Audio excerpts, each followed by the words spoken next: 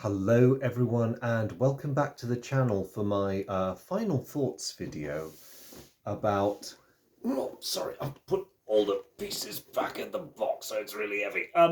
Napoleon in Europe. I thought I would get this video recorded A, while I still had a bit of the weekend left, and B, while everything was still relatively fresh in my mind. A huge thank you to all of you who've been watching the excuse me, previous videos in this series, and who very kindly left comments on thoughts. Sorry I haven't had a chance to answer you guys yet, but I have skimmed them, and a couple of you have made some very interesting points, which I'm going to try and raise here.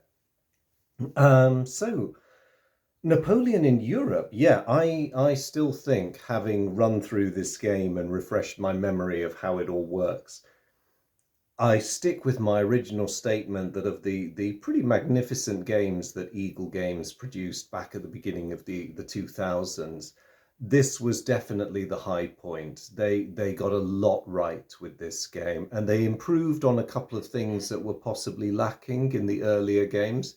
Napoleon in Europe is a bit of a triumph, but at the same time, it's also a bit of an unusual game because it's in some ways it is a war game. In other ways, it reminds me a bit more of a Euro, and I think that's probably down to the different mechanisms that are embodied in the three-tiered rule book. So there's a lot about the basic rules that seem a combination of Euro and also, I apologize for using this term, I don't actually like it, but Ameritrash.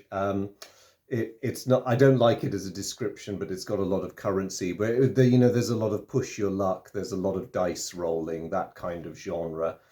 I mean, the push your luck element, of course, is very much in the tactical side of the system, where it's like, do I withdraw or do I stay and hope that the next dice roll takes out the other fellow? But then as you progress through the different levels of difficulty, well, I'll call them levels of difficulty, it's really completely different rule sets. You get a very different experience. Um, I would say the standard rules are probably my favorite. And if you overlay certain of the advanced rules on top, then you have what I'd consider to be a very decent war game. One of you quite rightly drew a parallel with Axis and Allies. That kind of line your pieces up. Certain pieces have certain abilities, and they score hits differently, whether they're attacking or defending. I like the way that, in broad terms, on the tactical level, this game captures the way the interplay of these different forces and systems in the Napoleonic Wars. So infantry do their thing, artillery do their thing, cavalry do their thing. And if you add in the different units in the standard and advanced rules, you get these multiple layers. With the infantry, you get militia, who can potentially perform rather badly, but they are cheap and they can be plentiful if you're desperate, all the way up to elite infantry, who you can only have if you already possess a certain number of regular infantry, and they're expensive, but they're worth it. You get all the different flavors of cavalry, you get the two flavors of artillery when horse artillery comes in. So all of that is in there, which is nice. It's great. You do have to spend a bit of time thinking about how you spend your money, though, or your production points, as they are in this game, because, as I alluded to in my previous video, you only get the production turn every 3 months. And although most nations, unless they're doing very badly, get, double figures worth of production points, those go very quickly, even buying just a handful of units. And if you're someone like Britain, who's got to try and maintain this maritime dominance while trying to invest in an army at the same time, I mean, not one that could go toe to toe with your European counterparts in size, but it makes your decisions tricky. But that too is another good thing about this game. Lots of tricky decision making.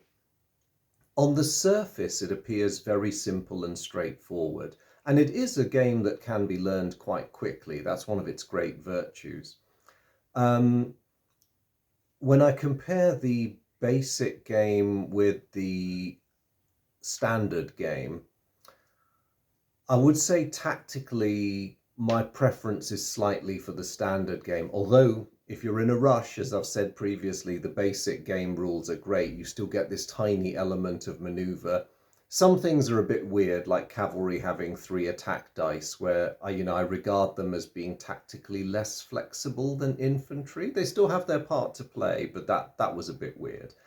Um, but where the game is consistently good, regardless of what rule set you're using, is in the strategy.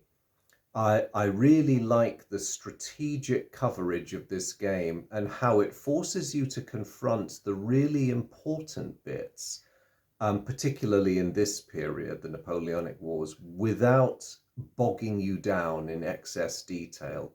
So just to unpack what I mean about the strategic side, because I've said a fair bit about the tactical side.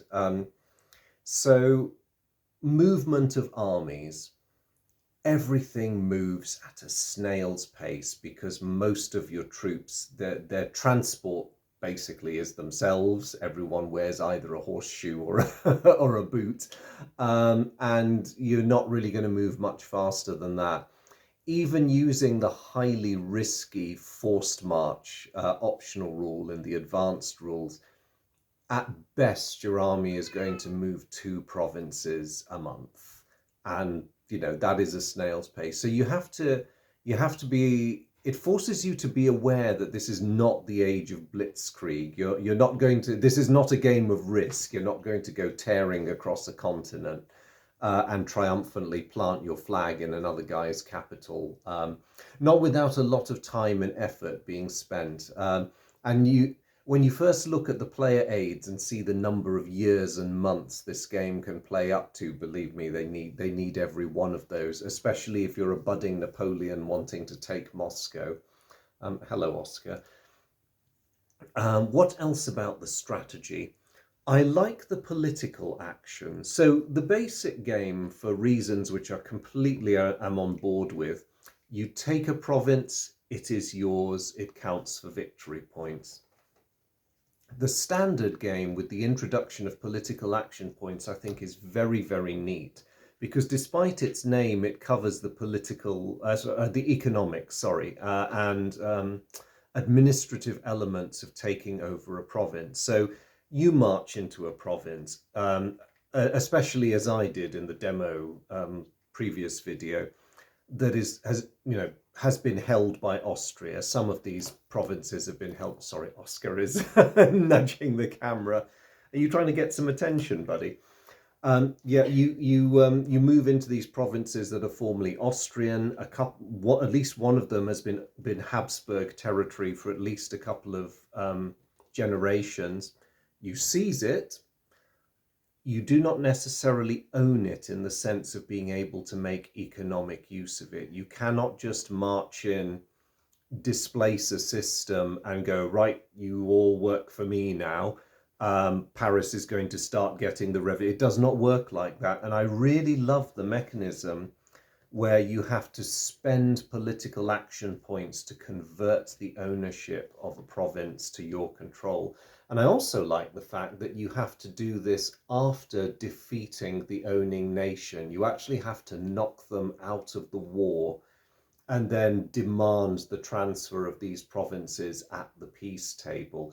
That is a brilliant mechanism. It's so simple, and yet it covers so much of what is involved. And I think it is quite true to the history of those times. I'm a bit weaker on the Napoleonic Wars than I am on some other subjects, but from what I gather, the major transfers of territory and territorial gain really come after a nation has suffered a major defeat and been forced to cough up these provinces at the peace table. Now, although it didn't happen in the context of my demonstration games, there is a slightly different mechanism for using political action points if you have defeated a minor nation. That is a lot simpler. You just defeat the minor nation and then you get a chance to convert control. With some of the advanced rules, there is a dice roll involved, but that can be modified, understandably, by the number of troops you have present in the territory. So, they're not going to argue if they are a small German state and half the Grand Army is sitting in their major in their major townships. They're not going to give you much trouble. So I like these very well thought out mechanisms, and it's a very streamlined game. So you can pick it up and run with it very quickly. The turns are so simple: move, fight, do your political stuff over the course of your turn, or situationally, depending on which one you're doing. Those breakdown cards are very helpful for reminding you what you can do when and how much it costs you and what you have to roll in order to achieve it.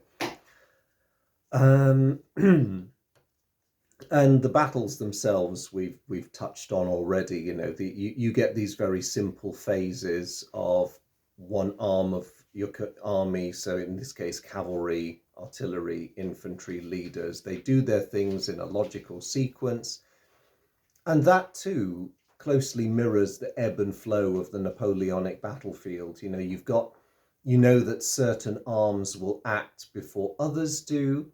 You know that the ones that have limited actions because they're slower, so infantry, your foot sloggers.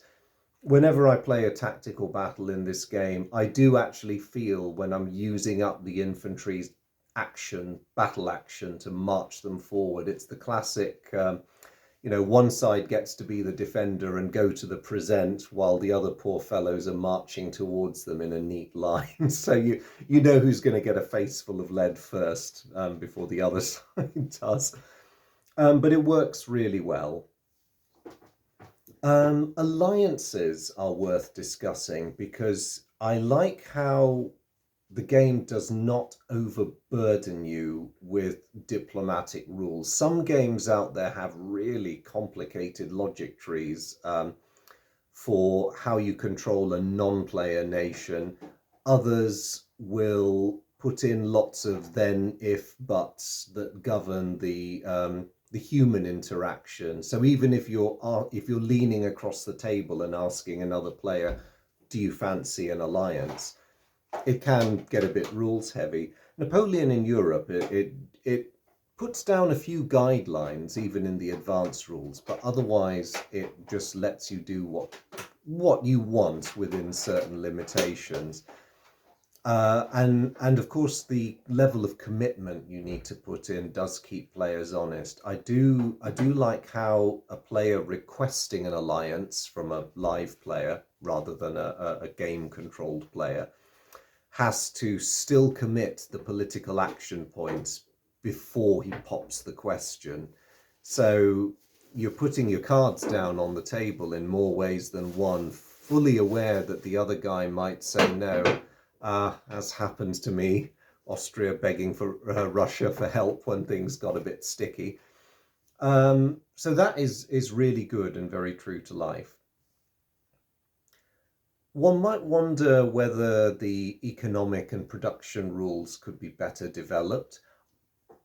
Maybe if you want an extra level of complexity, but in terms of the level this game has been pitched at, I personally wouldn't change anything about Napoleon in Europe. Now, it's just I've not had exposure to any better optional rules, so maybe I should go out and try some. But my feeling with the game at the moment is that it's fine as it is.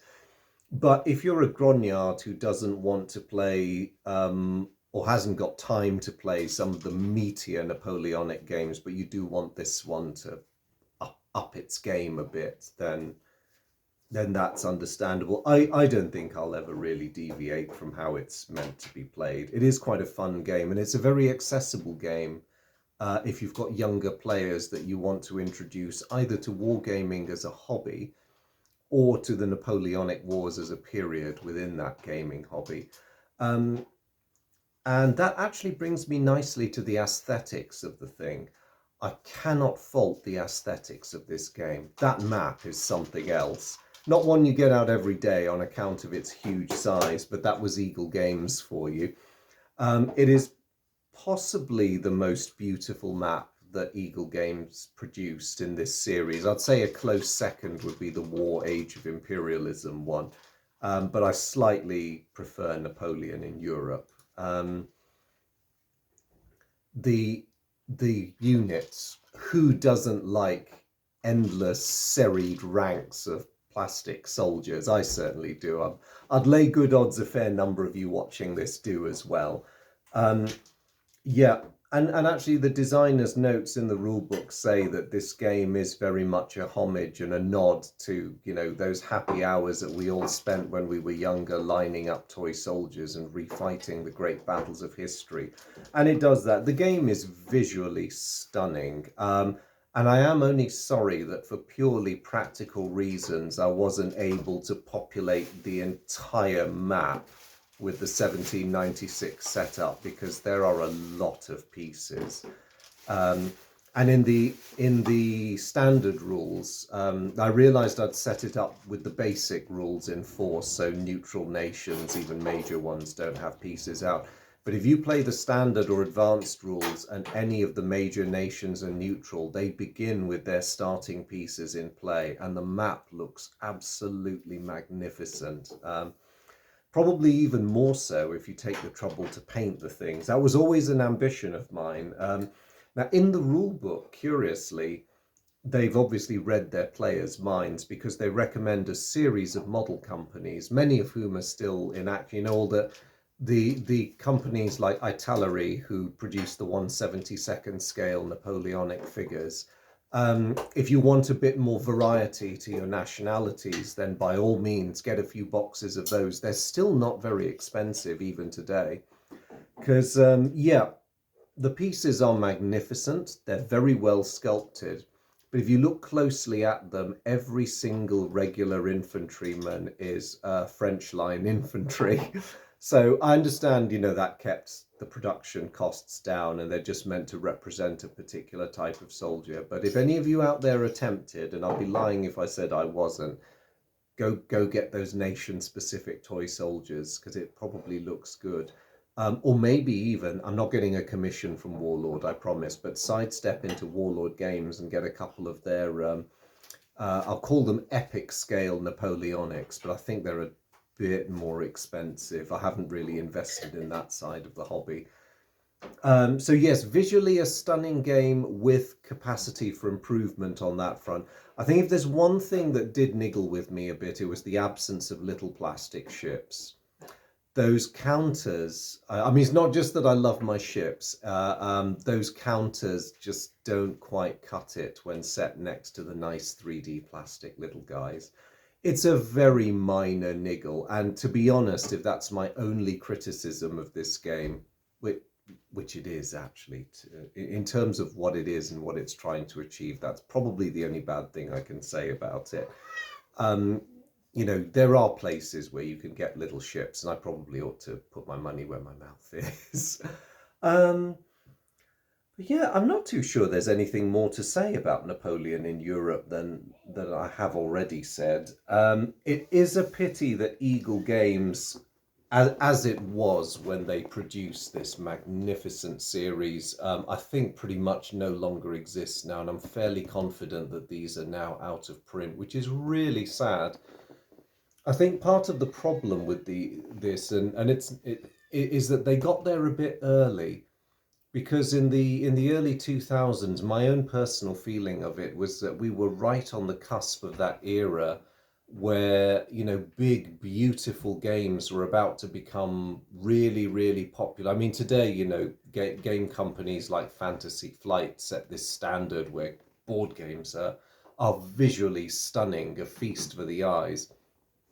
But I wonder whether there just wasn't quite the expectation in place when these came out. I like to think that they sold well. It might not have been, it might have been that that was not an issue at all, but it's just, I wonder, because if these were around today, as a going concern, if they were still being printed, then I think they would have no trouble selling. There'd be a marvelous market for them.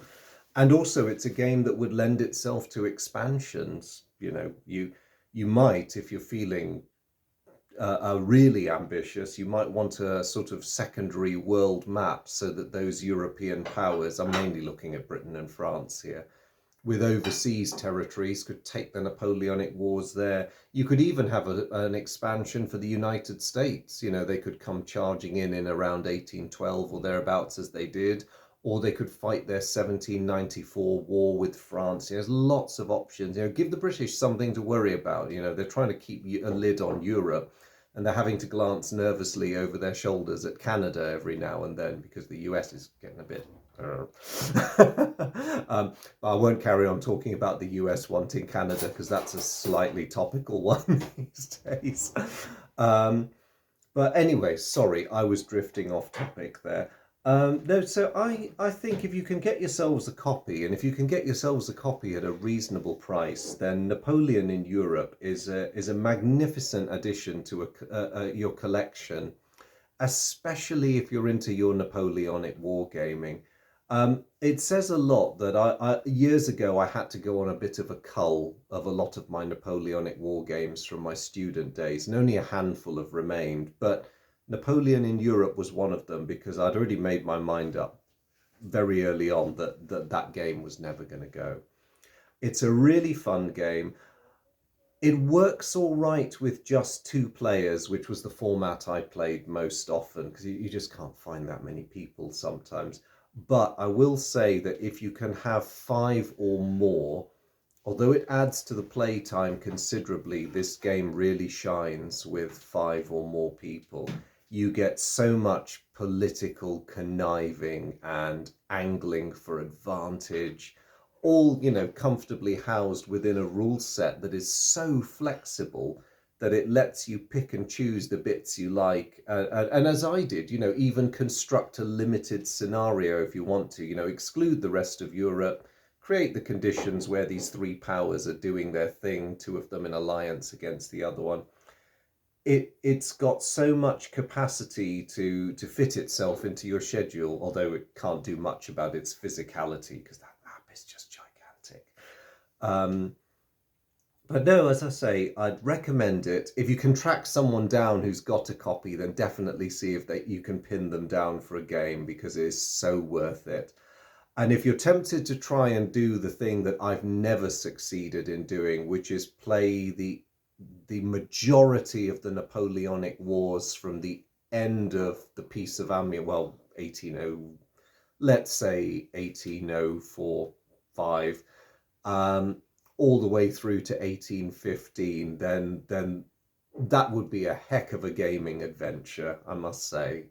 Definitely try that if you get the chance. But I'm going to shut up on it now because I think I'm starting to gabble, which is an unfortunate habit of mine.